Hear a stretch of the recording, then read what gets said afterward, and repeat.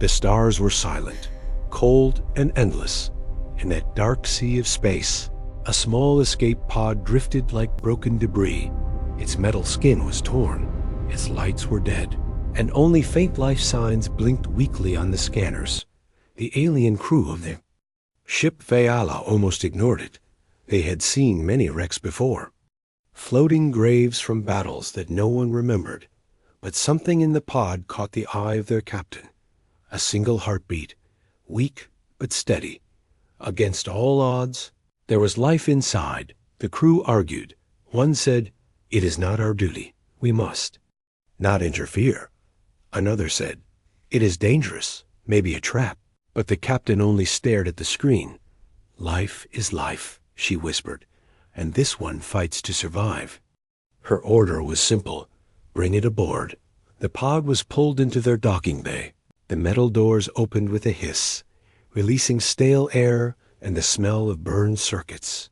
Inside, they found a human, a creature they thought only existed in old stories. Tall, fragile-looking, bloodied, yet alive.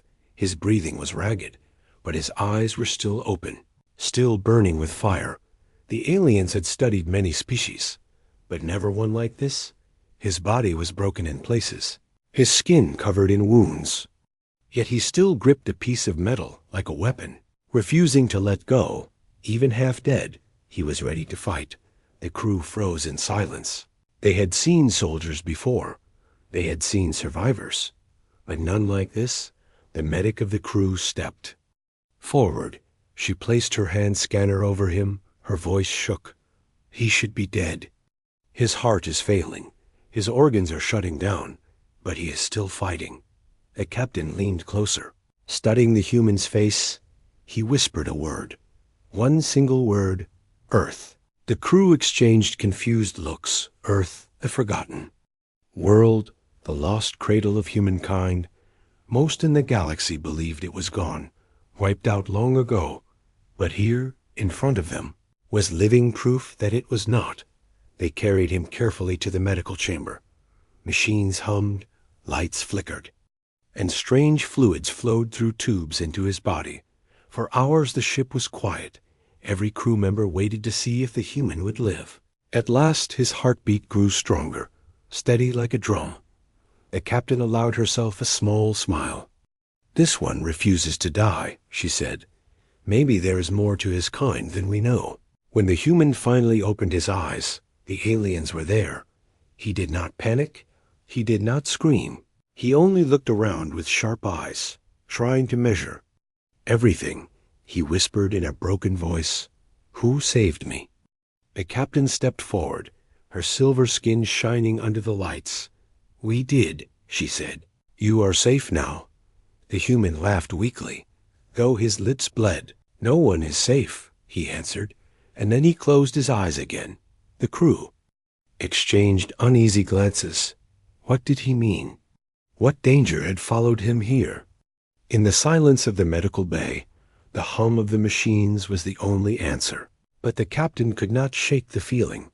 This was no ordinary survivor. This human carried something with him. A story, a warning, maybe even a war, far outside. The ship, the stars continued their endless watch. The pod that had carried him drifted away into the void. And in its silence, the first seeds of a new future had been planted. A future where one human's survival would change the fate of worlds. The human slept for a long time, drifting in and out of dreams. The alien crew watched him through the glass walls of the medical chamber, their faces tense, their voices low. Each time his heart slowed, they feared he would vanish. But then, against all reason, he would fight back, his chest rising again, his pulse beating harder. It was as if death itself could not claim him. The medic, a tall alien with soft blue skin and calm eyes, studied him with endless curiosity.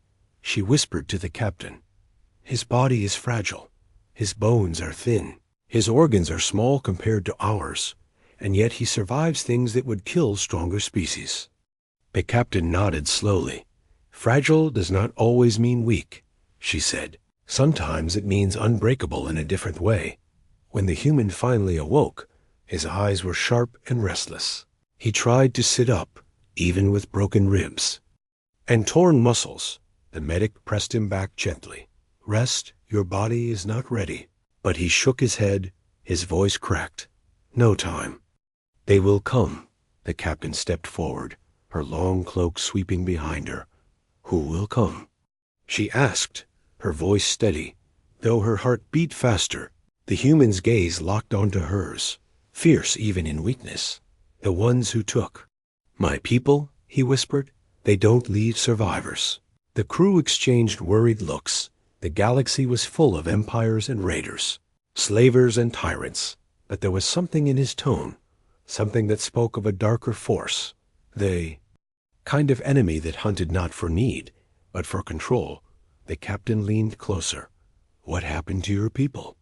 The human's eyes filled with pain, but not the kind of pain from wounds.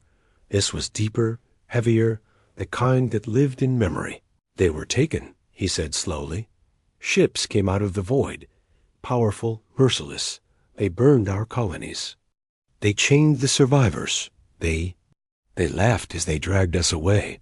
His voice broke, but he forced himself to continue. "I escaped only because their ship was struck in battle. My pod broke free, but my people are still out there." Silence filled the room.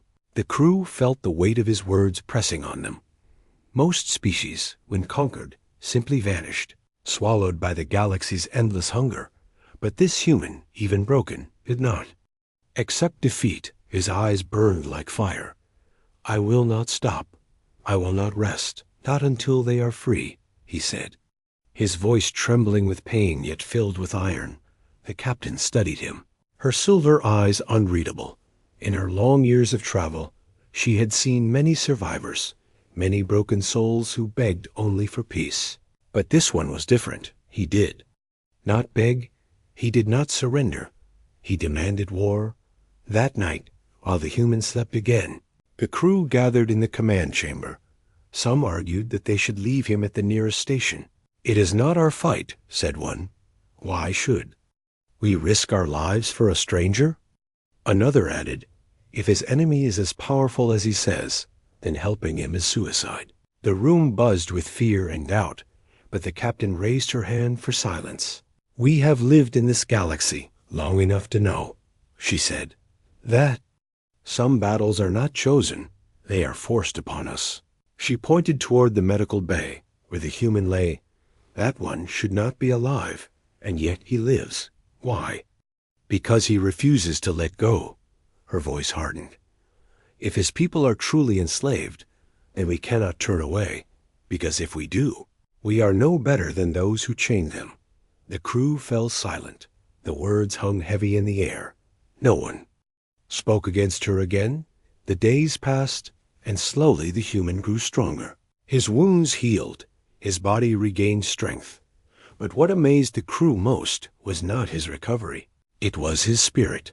Even when in pain, he trained, he moved.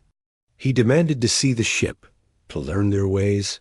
He asked questions, endless questions, about their weapons, their engines, their maps. It was as if every detail was a weapon to him. Knowledge turned into survival. One evening, while staring at the star maps, he pointed to a cluster of systems. "They took us there," he said, his finger trembling. "That is where you will find them." The captain frowned. "Those systems belong to the Cathari Dominion." The word alone made the crew uneasy. The Cathari were feared across the galaxy. Ruthless, cunning, powerful beyond measure. To fight them was madness. But the human only clenched his fists. "They are not gods," he said coldly. "They can bleed, and if they can bleed, we can break them." The captain stared at him for a long time. His eyes were filled with fire, the kind of fire that burned even in the darkest night.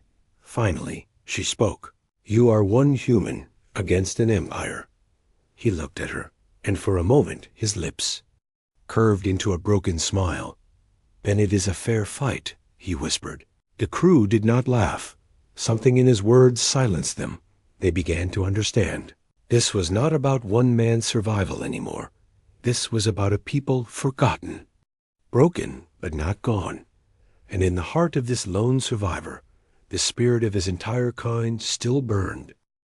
Outside the ship, the stars shone brighter, but in the shadows between them, darker eyes were watching. Far away, across the void, the Cathari ships searched for their missing prisoner. They had lost one human, and to them, that was unacceptable. They would not stop, they would not rest, and soon they would come. The ship moved through quiet space like a shadow, careful and slow. Inside, the human walked the halls with new strength. Though pain still followed him like a ghost, the crew watched him with mixed feelings, fear and respect living side by side. He spoke little, he listened much, and when he spoke, his words were heavy. The captain took him to the strategy room, a round chamber with a glowing table of stars. Light lines showed trade routes, patrol paths, and dead corridors where only wrecks drifted. The human stood still, his eyes tracking those lines like a hunter. He pointed at a dark cluster near the edge of the map. "There," he said.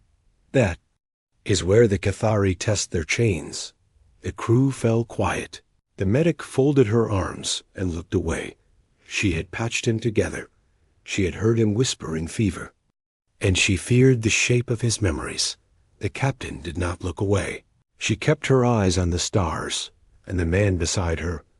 "What are their chains?" she asked, her voice calm but tight. The human took a slow breath, the kind you take when the story hurts. "They chain the body with metal, and they chain the mind with fear," he said. "They break your name. They give you a number. They cut your voice in 100 small ways, until you forget how to speak like yourself." He touched his throat, as if he still felt the collar there.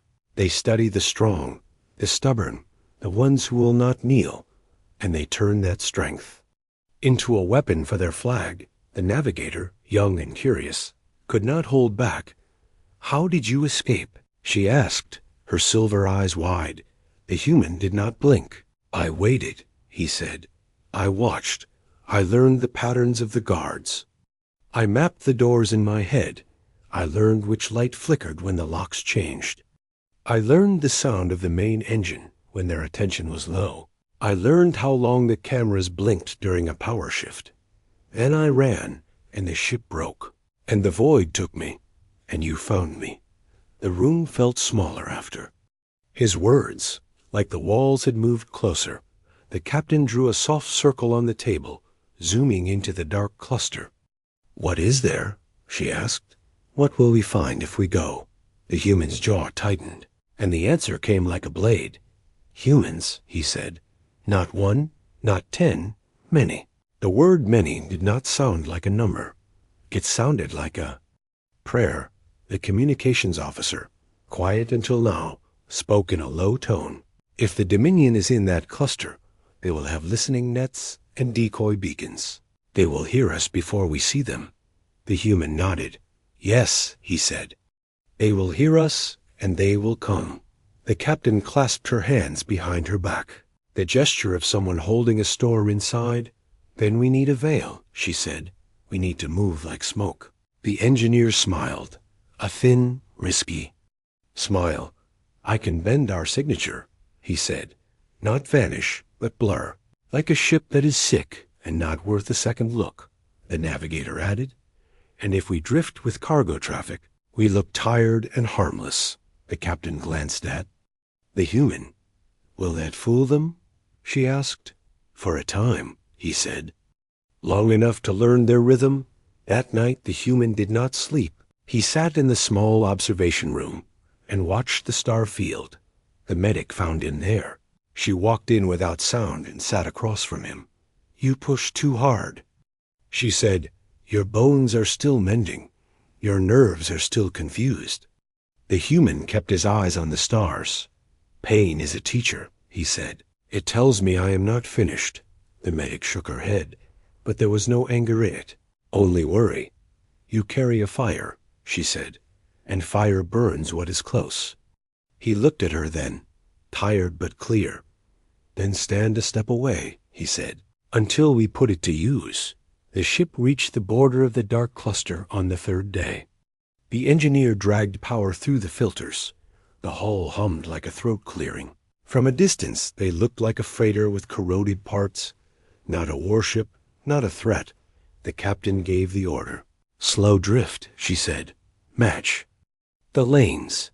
The navigator drew them into a river of small ships and cargo pods. No one spoke, the way no one speaks in an old temple. They passed the first beacon without trouble. It pinged and ignored them.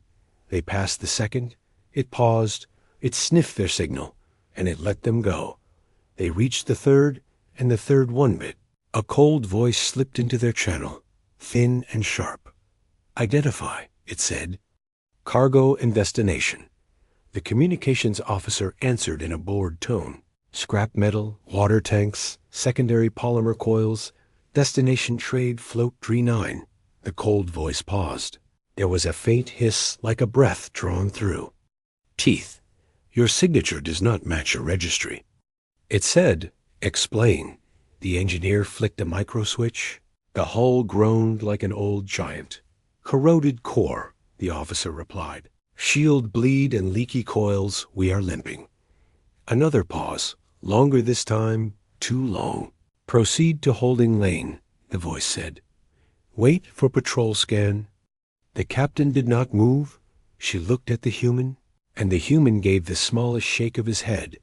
Decline, he whispered. They do not scan in the lane. They harvest. The captain nodded once. Then her voice turned lazy over the open channel. Negative, she said.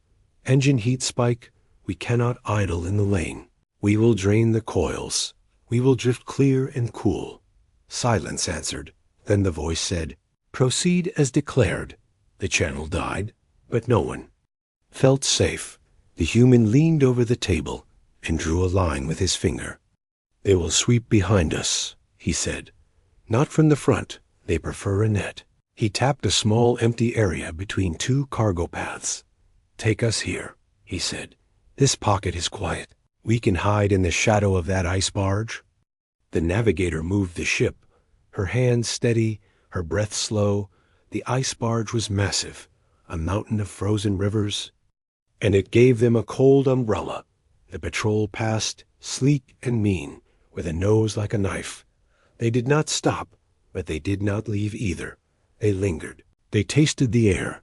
The human watched the patrol glide by, his face hollow and hard. They are looking for a smell, he said. Not metal, not fuel, fear. The medic frowned. How do you hide fear? She asked. You do not, he said. You carry it, and you keep walking. The ice barge turned toward a small station. A ring with dirty lights. The captain took the risk and followed, still in its shadow. They slipped into the outer ring and docked at a forgotten port. The station smelled like rust and old smoke, a place where broken ships and broken people waited for chance. The captain ordered a split team, 2 to market, 2 to hangars. And 1 with me, she said. No names, no questions. A human took a hooded cloak and went with her, his steps careful but sure. Market stalls sold parts that did not match their packages. Crates that once carried fruit now carried codes. In a corner, a thin trader with eyes like needle tips watched everyone and no one. The captain walked past, then doubled back. Cathari. Stock, she said softly. You see it come through. The trader's smile was slow and wrong. Sometimes, he answered, and sometimes I see ghosts. The human lowered his hood, just enough to show his eyes. What about human stock? He asked, his voice flat as cold iron. The trader's smile vanished like light under cloud. In the lower pens, he whispered. Only for a breath, then gone, always gone. Where? The captain asked. The trader flicked his eyes to a tower with black windows. Processing, he said. They passed through there. The human's hands curled. Not fists, not yet. Just a memory of fists. How often? He asked. Every 3rd cycle, the trader said. More when harvest is good. The human leaned closer, his voice a soft thread. When is the next third? He asked. The trader swallowed. Soon, he said. Very soon. They left without buying, and the trader watched them go with a face that tried to forget them. Back on the ship, the captain shut the doors and sealed the room. Say it, she told the human. Say what you are holding. He stared at the floor for a breath. Then he lifted his head. They are not just enslaving, he said. They are sorting, strong to labor, quick to fight, smart to design, and the rest to silence. The crew stood like statues, heavy and still. The human's voice did not shake, but the room felt colder. If we do not move, more will vanish. Into that tower, he said, and if we move wrong, we will vanish with them. The navigator said, Yes, the human answered. That is the price of waking up the dark. A captain walked to the star table and turned it transparent so they could see the station with their own eyes. The tower with black windows. Set like a spear stuck in a wound, small transports came and went, each one a quiet scream. We cannot hit the tower yet, the captain said.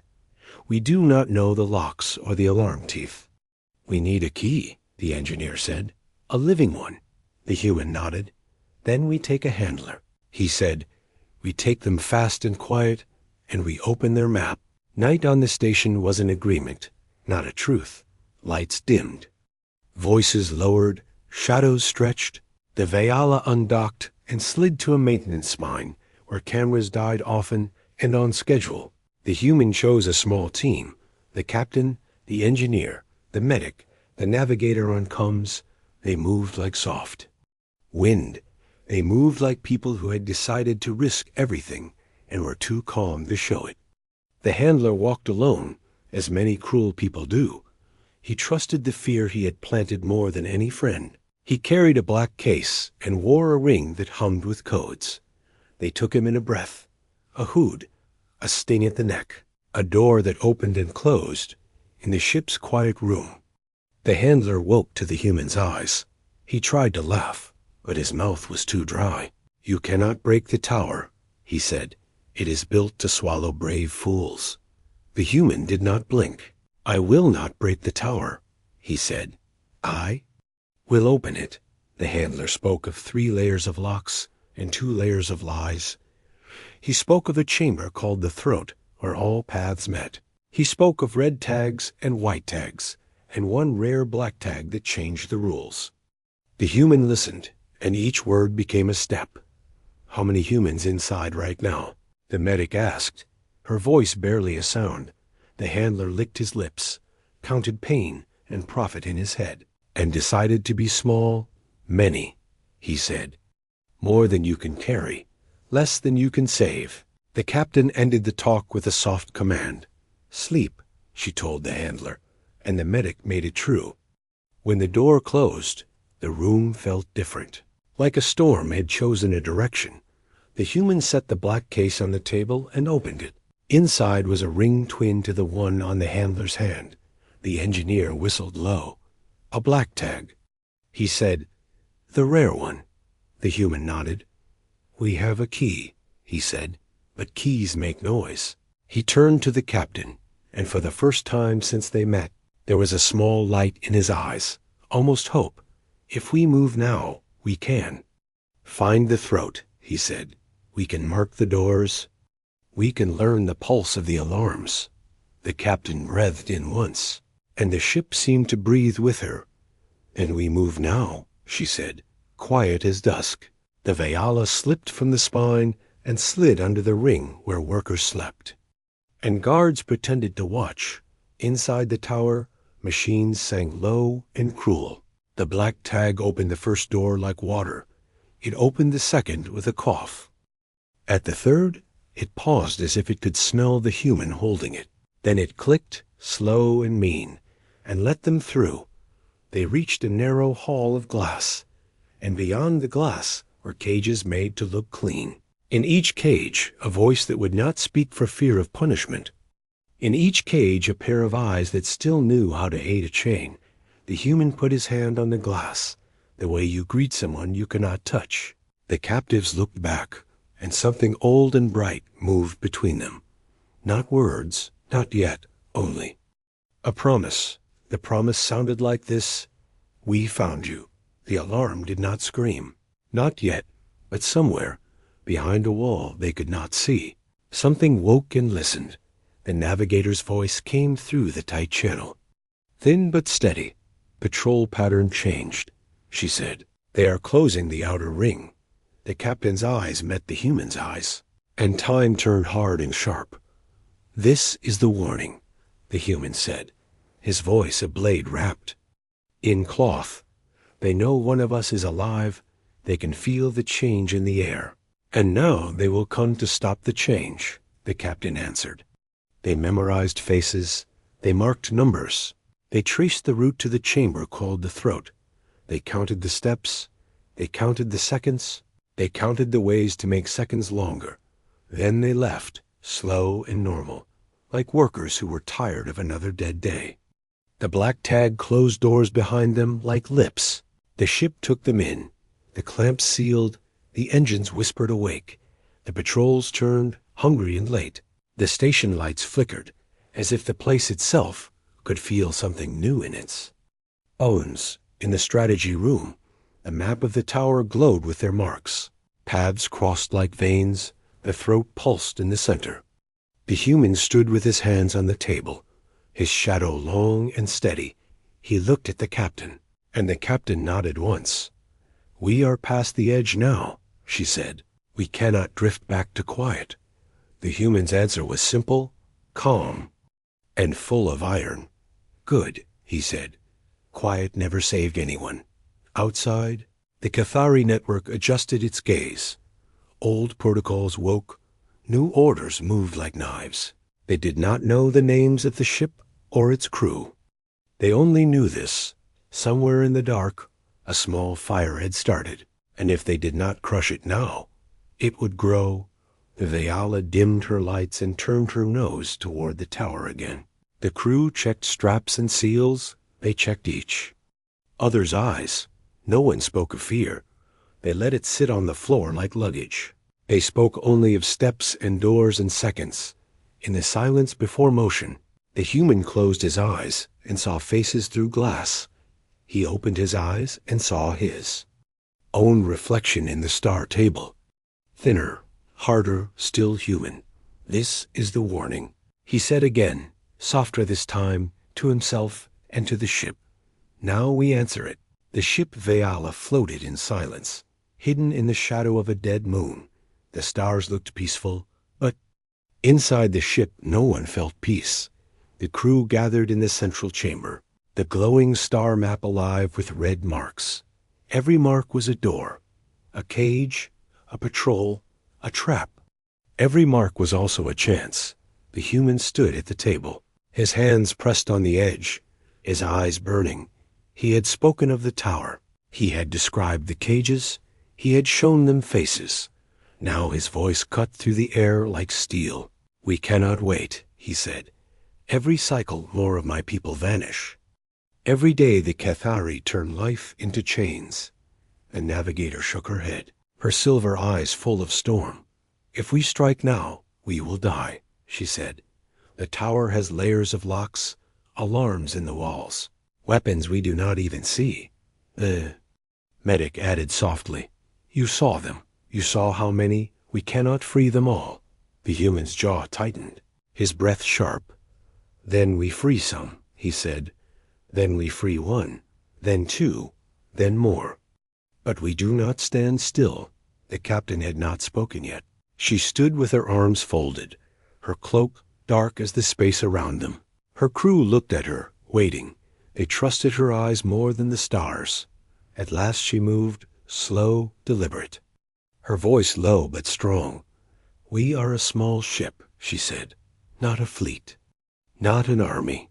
Her words fell heavy, but she did not stop. "We face a dominion that swallows worlds, and we talk of opening its throat." The room felt colder, the silence like a wound. But then she turned to the human, her silver eyes locking on his. "And yet," she said, I saw the cages too. I saw the faces. And I cannot forget them. Her voice softened.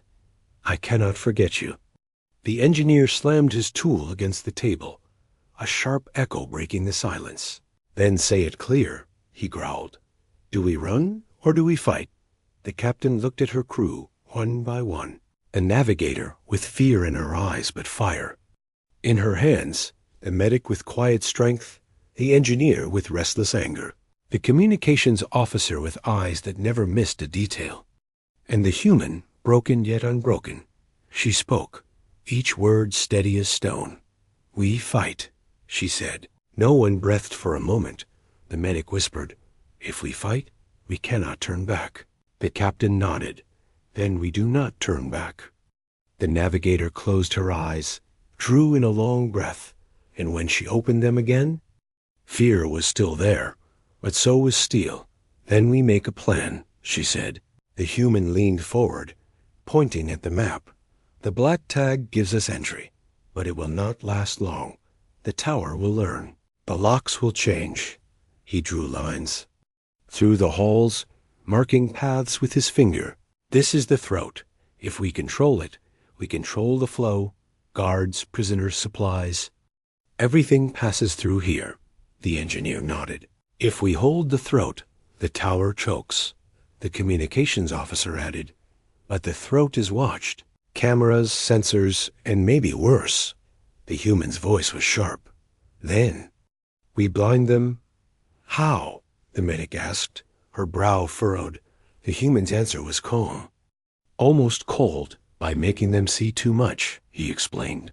If we trigger alarms in the wrong places, if we light fires in empty halls, the system drowns in noise, it will not know which scream to follow.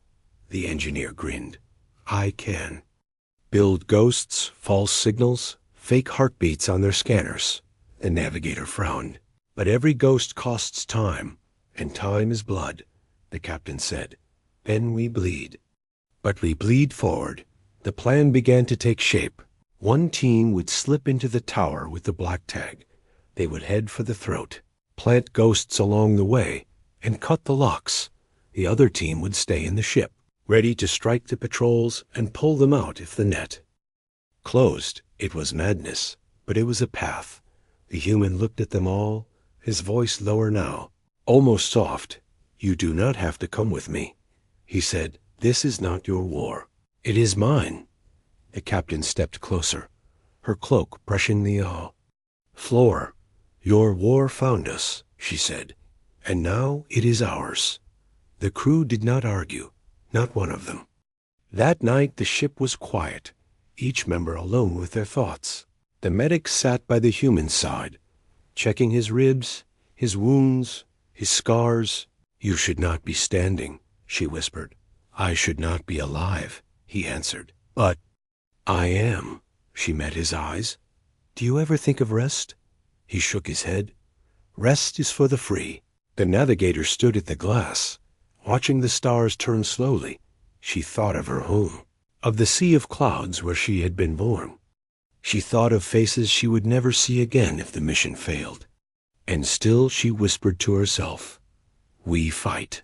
The engineer sharpened his tools like weapons, muttering, if we are to die, let us die breaking something that deserves it.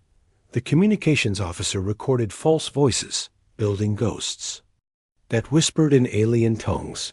The captain sat alone in her chamber, a single star crystal glowing in her hand. It was a memory stone, and in it she saw her people's past, their own chains, their own escape. She closed her eyes and whispered, never again. When the cycle turned, they were ready. The Veala drifted toward the tower, dark and silent. Her engines cooled to whispers. Inside, the crew strapped weapons to their belts, ghosts to their wrists, courage to their hearts.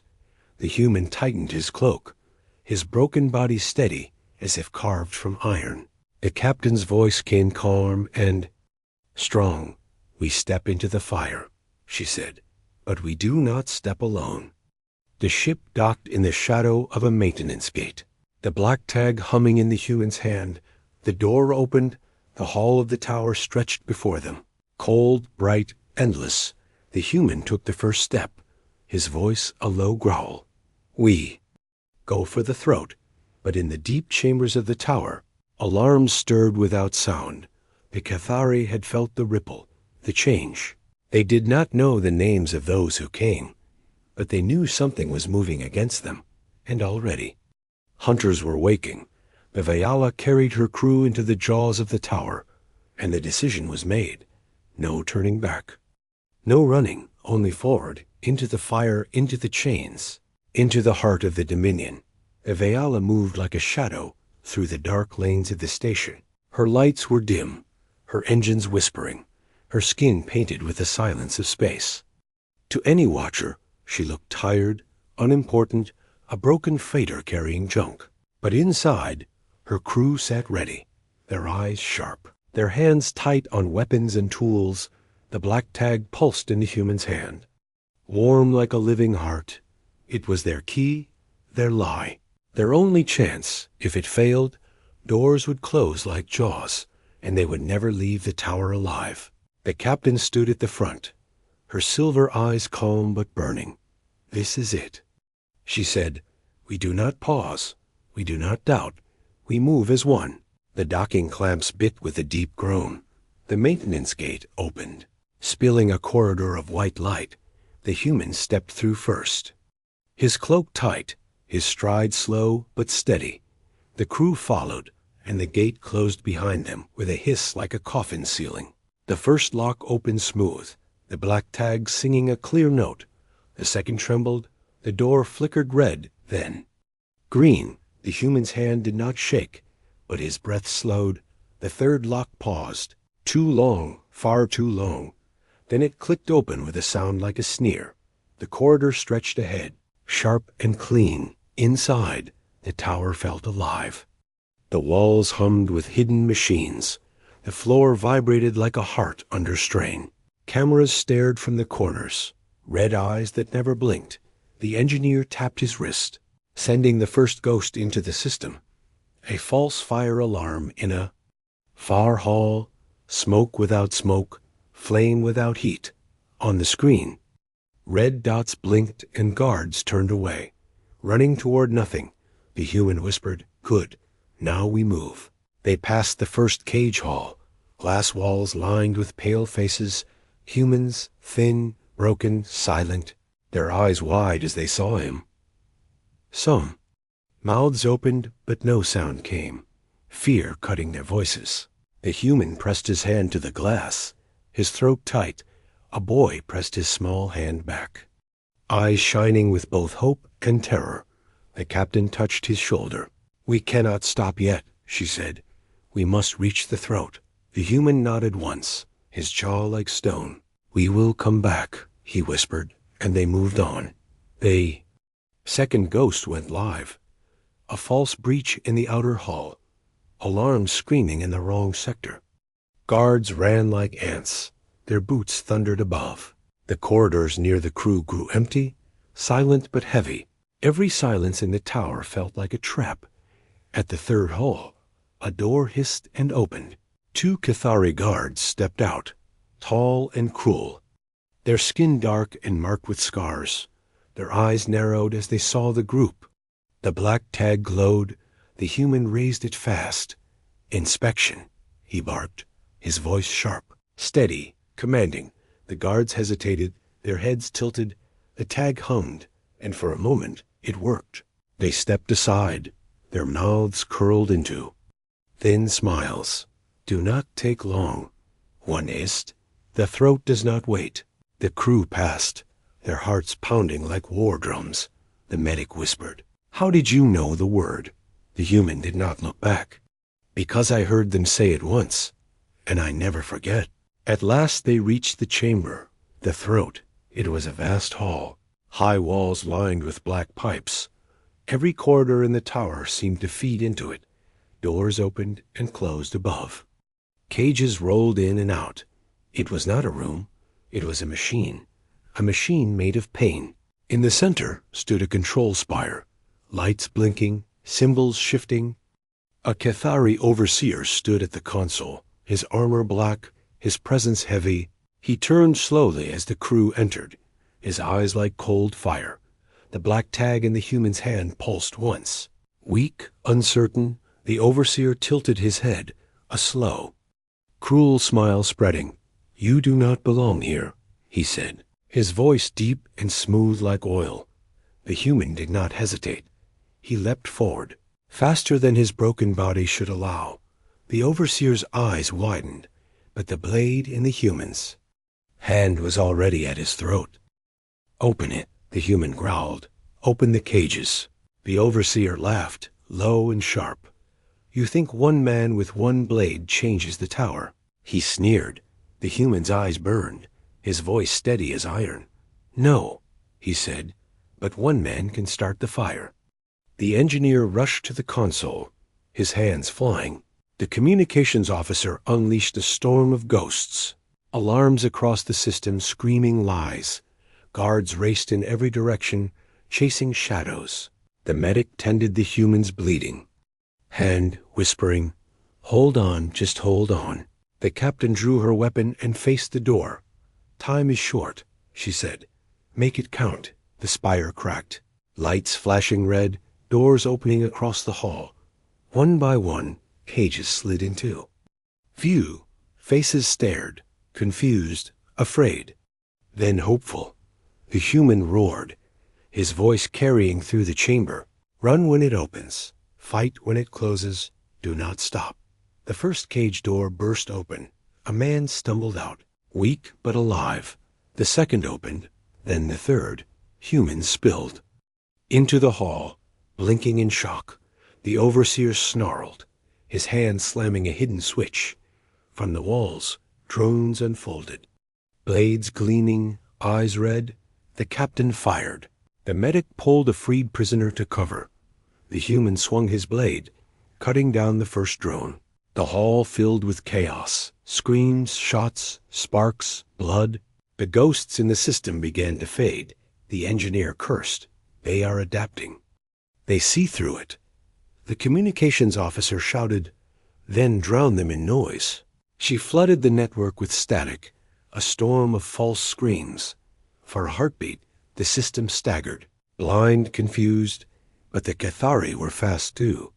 Fast more drones poured in, armored and sharp. The overseer broke free, his blade long and curved. He lunged at the human, their weapons clashing, sparks flying. The human's body screamed in pain, but his spirit did not bend. He pressed forward, every strike a promise. "For them," he snarled, "for all of them." The captain's voice cut through the storm. "Medic, get the prisoners moving. Engineer, lock a path. Comes. Jam their nets. Human hold the throat."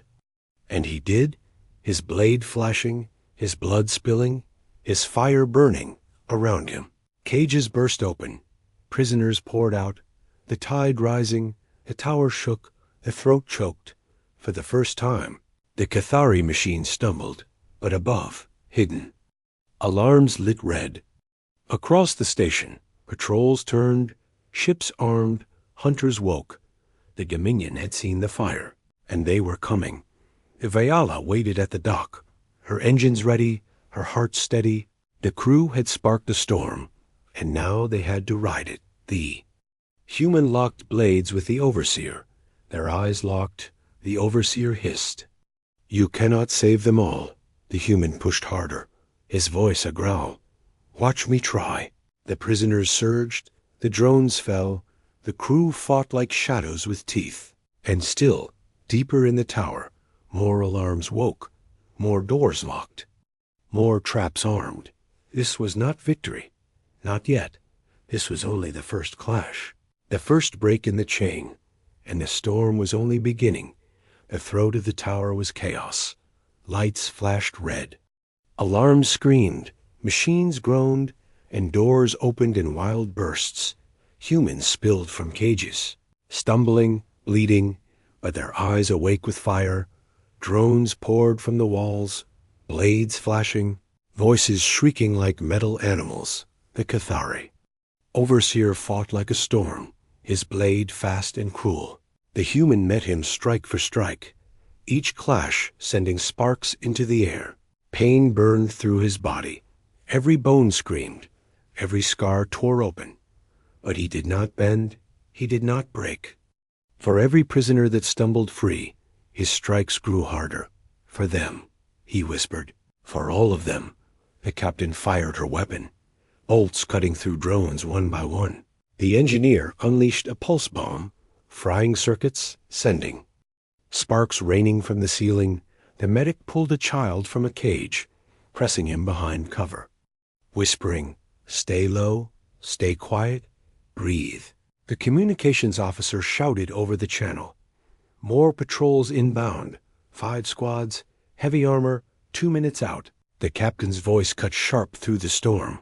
"Then we do this." "In 2 minutes," she said. "Engineer, open the side locks, comms, blind their net. Medic, move the prisoners. Human, hold the throat." The human slammed his shoulder into the overseer, sending him crashing against the spire. Blood dripped down his arm, but he did not stop. He roared, a sound that echoed through the chamber. "Run! Run now!" Prisoners surged, some too weak to walk, pulled forward by others who refused to leave them. Chains dragged, collars sparked, but the people moved. Eyes that had been dull now blazed with desperate hope. Every face turned once to the human, and something inside them woke. They had thought they were forgotten, but now they knew they were found. The overseer snarled, lunging again, his blade slicing the air. "You cannot save them all," he hissed, his voice dripping with cruel certainty. The human caught the blade on his own, sparks dancing, steel biting into his palms. "Watch me." "Try," he growled, and pushed back with every ounce of strength left in him. The engineer cursed as the locks screamed in protest. "They are fighting me. The system is patching itself." The communications officer snapped, then drown it again. She unleashed every ghost she had left. False screams, fake intrusions, fire alarms in places that did not exist. The tower system staggered, blinded, drowning in noise. The locks cracked, doors groaned open, another line of cages rolled free. Humans stumbled out, eyes wide, chains clattering. One woman with broken hands still found the strength to grab a drone and smash it into the ground. Another man caught a fallen Cathari blade, swinging it wildly. The prisoners were no longer silent. They screamed, they fought, they lived. But the patrols were close, too close. The medic shouted, "We cannot move them all at once. Too many, too weak." The captain answered without hesitation, "Then we buy them time." The engineer planted a charge on the spire, his grin sharp. "And dangerous. If this goes, they lose control," he said. The human's eyes burned. "Do it," he said. "Make them blind." The overseer lunged again, his blade cutting across the human's chest. Blood spilled, hot and heavy. But the human held the blade with his own body, locking it, refusing to fall. His voice was low but steady. "You think chains break us, but you never learned. Chains only make us remember what freedom is worth." With a roar, he twisted, whipping the blade free. The captain fired at the overseers, knee sending him crashing down. The engineer's charge beeped once, twice, then exploded. The spire shattered. Sparks rained, screens went dark, alarms screamed louder than before. The tower shook. Blind, choking, broken, prisoners surged through the open halls, guided by the medic, and the navigator overcomes. Left, then straight. The dock is close. The navigator said, her voice calm but urgent. The communications officer jammed the patrol chatter. Filling it with static, the engineer dragged the wounded forward, muttering, "No one left behind." But the overseer still lived. He rose on one knee, blood pouring, his eyes burning with hate. "You think you win," he spat. "But this tower is one of hundreds. The Dominion does not fall." The human staggered forward, his blade dripping red, his chest torn open. "Then we start with one," he said, and drove his blade through the overseer's chest. The overseer's scream shook the chamber. His body fell, heavy, final. For the first time, the throat of the tower was silent. But silence did not last. The patrols arrived, armored soldiers flooding the halls. Weapons blazing, the captain shouted, "Hold them back! Get the people out!" The human, bleeding, broken, lifted his blade again. "For them," he whispered. "Always for them." The fight exploded. Drones fell, guards screamed, bolts lit the air like fire. Prisoners grabbed weapons, chains, anything they could use.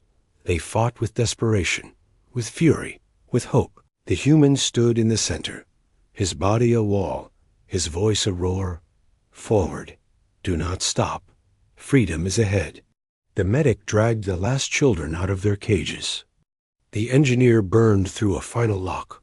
The communications officer screamed, "The Veala is ready. The dock is open. Run." The prisoners surged, a flood of bodies crashing into the corridor. The captain fired until her weapon burned hot. Then she drew a blade and fought hand to hand.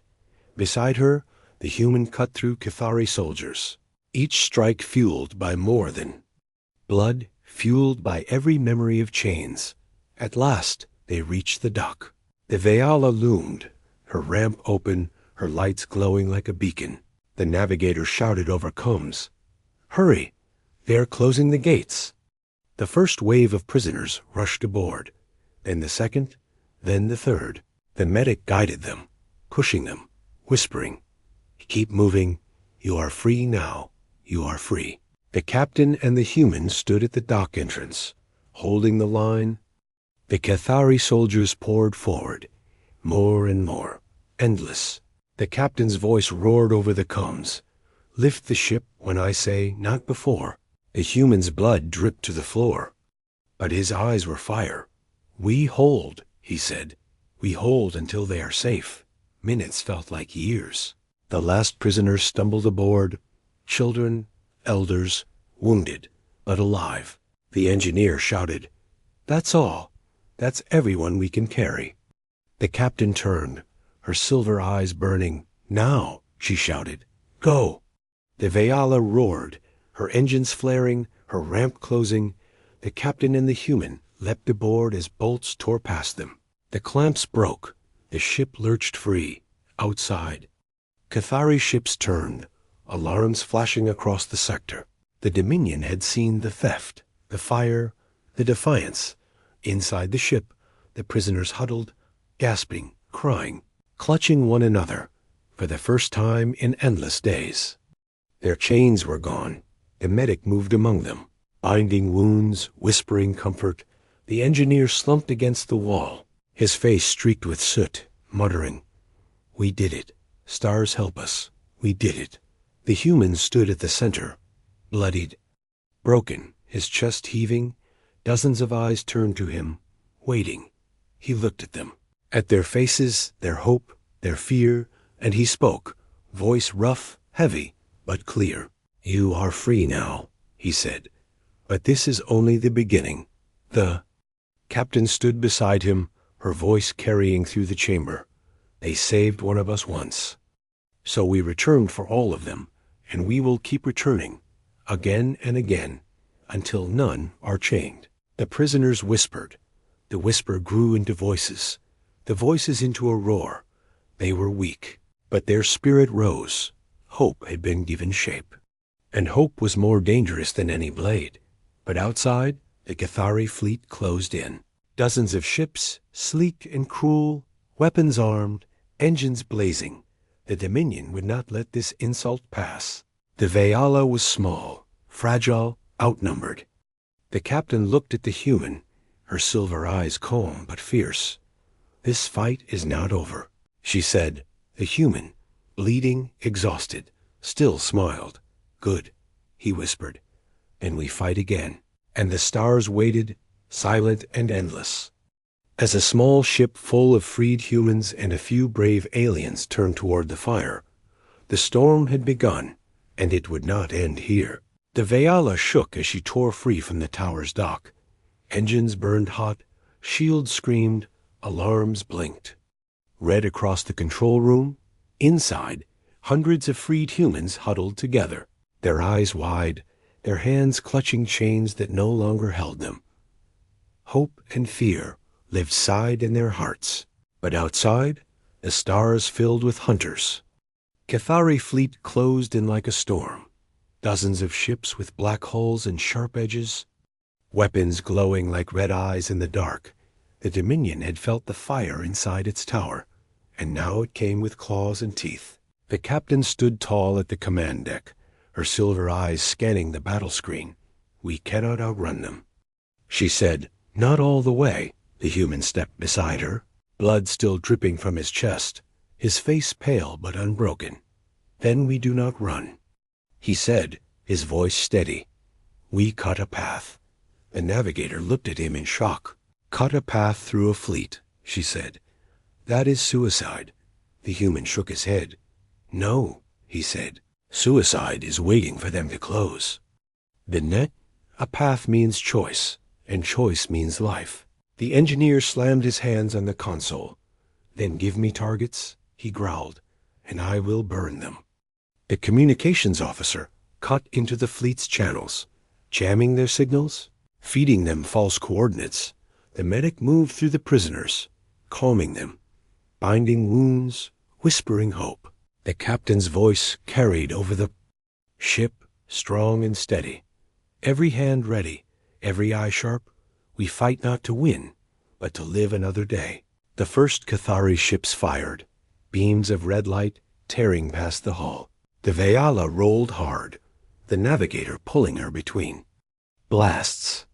The ship groaned, metal straining, shields flaring, but she held, small and stubborn. "Return fire." The captain ordered. The engineer unleashed the forward cannons. Bolts of blue energy streaked into the dark. Striking the nearest ship, it staggered, shields sparking. Not destroyed, but hurt. The freed humans watching cheered, voices rising for the first time in years. They saw their chains broken, and now they saw their enemy bleed. The humans' eyes locked on the fleet map. "There," he said, pointing to a narrow lane between two destroyers. "If we hit them fast, if we make them turn on each other, we can slip through." The captain nodded. "Navigator, take us into the fire." The Vayala dove, her engines screaming, beams cut the dark, drones swarmed like angry insects. The engineer laughed, a wild sound, as he fired pulse bombs into the swarm. Explosions lit the void, the path opening for a heartbeat. The human roared, "Now!" The ship surged forward, prisoners clutching each other, crew gripping their stations. The Vayala flew like a spear through the heart of the storm. But the Dominion did not break. More ships closed, faster, heavier, their net tightening, the communications. Officer cursed. "They see us, they track us. I cannot blind them all." The medic shouted. "We cannot survive another hit like that." The human turned to the captain, his voice calm but fierce. "Then we give them something else to see," he explained fast. "If we overload the engine core, bleed power into the outer coils, we can create a false signal, another Vayala, brighter, louder, more tempting." The engineer's eyes widened. "It could burn us too," the human nodded. "Yes, but if it works, they chase a ghost, and we live." The captain looked at her crew, at the freed humans huddled behind them, at the storm ahead. Her voice was steady. "Do it," she said. The engineer cursed under his breath, but his hands flew across the controls. The ship shook, lights flickered, sparks rained. A second Vayala blinked onto the enemy screens. Brighter, hotter, screaming like prey. The fleet split, half turning toward the ghost, firing wildly, chasing nothing. The path ahead opened, narrow, deadly, but open. The navigator did not hesitate. She dove the ship through the lane. Bolts burned past them. One tore across the hull, ripping metal. The ship screamed. Prisoners screamed, but the hull held. They burst free of the net, the stars wide again before them. Cheers erupted inside the ship. Voices of hope, voices of freedom. The medic wept as she held a child who laughed for the first time. The engineer slumped, exhausted, whispering, "We are alive." The communications officer smiled through sweat. "For now," she said, "for now." But the human did not cheer. He stood at the viewport, his eyes on the dark behind them. The Dominion ships did not stop. They turned, regrouped, began the chase again. He whispered, "They will not let. Use go, not ever." The captain stood beside him, her cloak torn, her weapon burned. "They saved one of us once," she said softly. "So we returned for all of them. But this war will not end with one tower, or one battle." The human nodded slowly, his face pale but fierce. "Then we fight tower by tower, battle by battle, until every chain is broken." The freed humans gathered around, listening, their eyes wide. One spoke. A young girl with scars across her arms. "Will they come for us again?" she asked, her voice shaking. The human knelt, his hand on her shoulder. "Yes," he said, "they will come. They will come with fire, with blades, with fleets. But we will not run. We will not hide. We will stand." The girl's eyes shone with tears, but also with fire. And in that fire, the human saw the future. Not just survival, but resistance. Not just chains broken, but chains shattered forever. The captain raised her voice across the ship. "To the Dominion, we are small, we are weak, we are nothing. But today, one ship stood against them. Today, one human lit a fire. Today, hope escaped their chains." Her words rolled through the ship, growing louder with every breath. "We are not done. We will never be done, until freedom belongs to all." The prisoners cheered, their voices shaking the ship. The human stood beside the captain, his chest bleeding, his hands trembling, but his eyes burned like a star. He looked out at the endless night, at the hunters still closing in, and he whispered, "This is only the beginning." Far behind them, the Dominion fleet reformed. Admirals shouted, hunters swore revenge. The overseer's death marked in blood. They would not rest. They would not forget. The fire had been lit, and now it had to be crushed. But fire does not die. In darkness, fire spreads, fire grows, fire waits. The Viala drifted into the black, carrying its burden of hope, of fear, of fury. The human closed his eyes for a moment, feeling the weight of every life aboard. When he opened them again, he was ready. Ready for the war, ready for the return, ready for all that came next. And in the silence of the stars, a promise lived. A promise that no chain lasts forever. A promise that one spark can burn 1,000 empires. A promise that humanity had returned. The captain placed her hand on the human's shoulder, steady, firm, unshaking. Her voice was quiet but strong. "You are not alone anymore," she said, and for the first time, in the endless dark, the human believed it. The Veala turned, her engines burning low. Ahead lay the unknown, danger, and war, but also freedom, also hope, and the war for tomorrow had only just begun.